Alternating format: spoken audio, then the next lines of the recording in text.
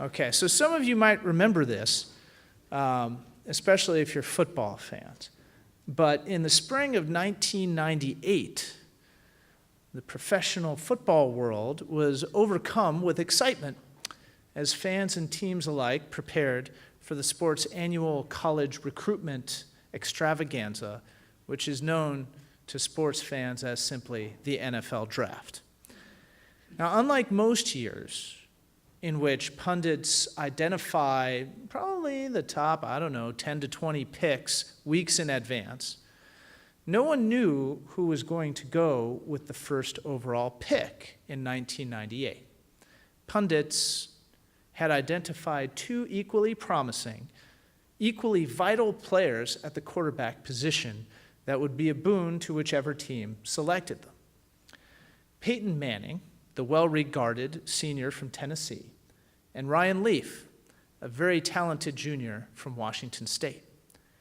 In the weeks leading up to the draft, debate swirled around which one would go first, a debate that was only answered when Indianapolis finally selected Peyton Manning with the first overall pick, and Ryan Leaf went with the second overall pick to San Diego.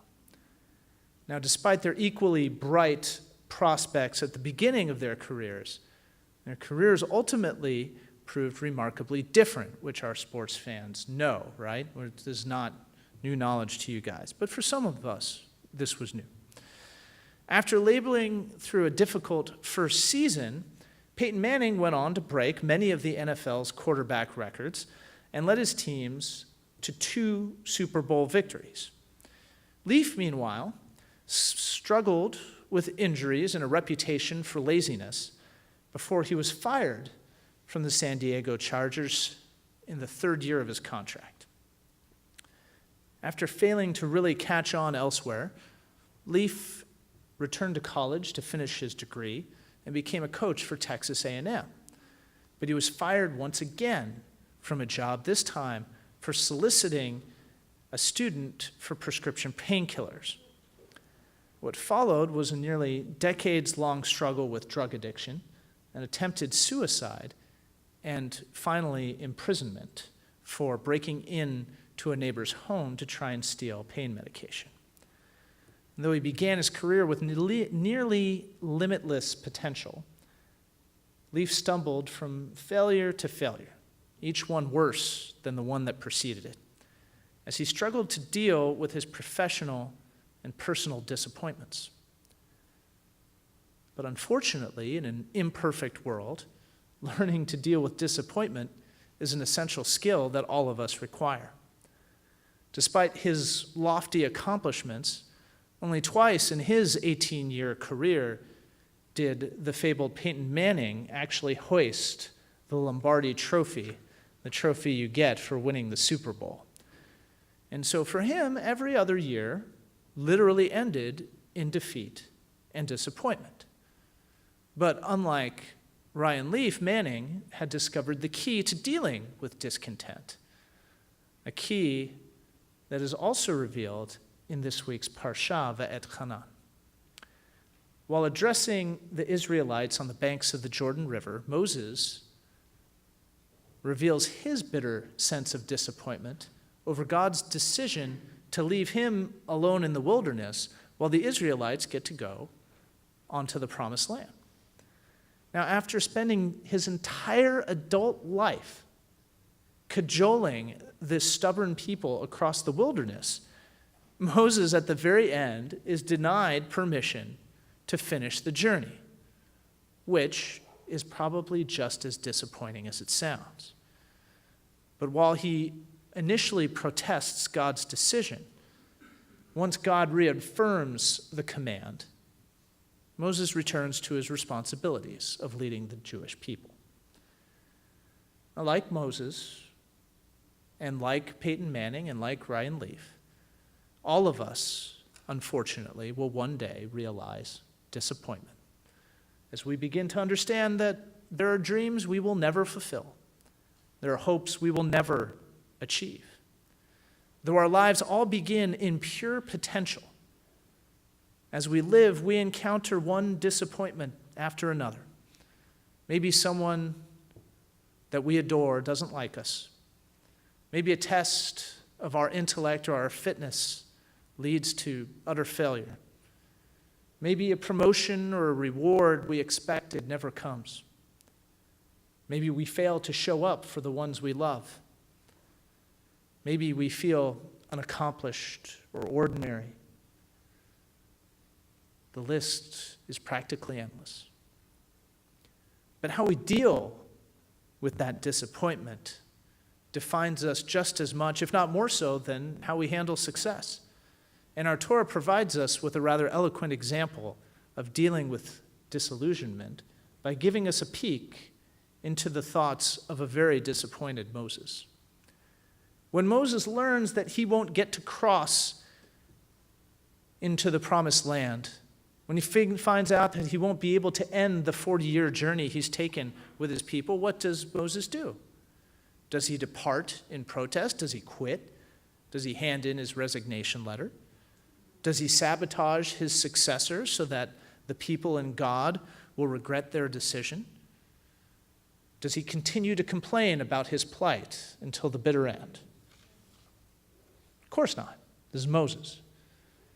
He simply returns to his responsibilities. He encourages and strengthens his successor, Joshua, by sharing his experiences and his authority with him. And he urges the Israelites to remain faithful to the very God who punished him. Perseverance and responsibility are Moses' answers to the question of disappointment, and they serve him well. Knowing what he cannot change, he focuses on what he can, rekindling his sense of purpose to sustain him for the remainder of his days. Maturity compels us to accept our limitations, to acknowledge the things we cannot change about ourselves or about the world, so that we can focus on making ourselves and the world better. Disappointment is an unfortunate but necessary step in that process. When we respond to disappointment with continued commitment to improving ourselves and the world around us, then we ensure that our discontent remains just a waypoint rather than the destination of our journeys. And yet, we must admit that there are circumstances that can prevent us from responding to disappointment with resolve. Some disappointments feel so grave, so tragic, that it can be difficult to recover from them. And when we confront such circumstances, we don't need someone to tell us that we should be more like Moses and accept the things we cannot change. Rather, we require unconditional support. We require love. And Judaism understands this too. Just as our tradition asks us to confront disappointment with resolve through this week's Parsha, our tradition also urges us to affirm heartbreak with consolation through this week's Haftorah. The Haftorah is a biblical selection that's designed to complement the Parsha and really feed in to what's going on in the Jewish calendar. This week, as we recover from the observance of Tisha B'Av, a fast day that commemorates the destruction of the temple, our tradition asks us to read the following words from the prophet Isaiah, who seeks to console the people while they're in exile. Nachamu, nachamu ami. Take comfort, my people. Your season of disappointment and discomfort has ended. Thus, our tradition seems to be of two minds on the subject of disappointment. But if we combine those two approaches together, we end up with a pretty decent strategy for approaching our inevitable sense of discontent.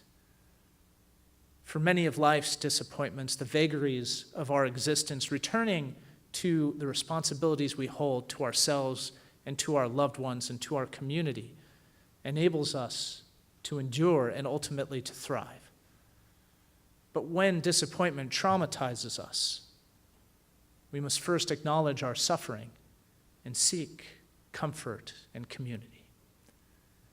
It was these two approaches that ultimately provided a means for Mr. Leaf to transcend his troubles.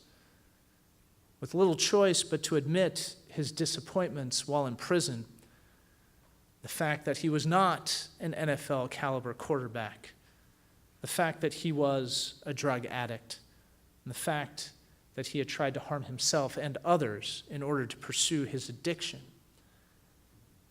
Ryan finally admitted what he couldn't change.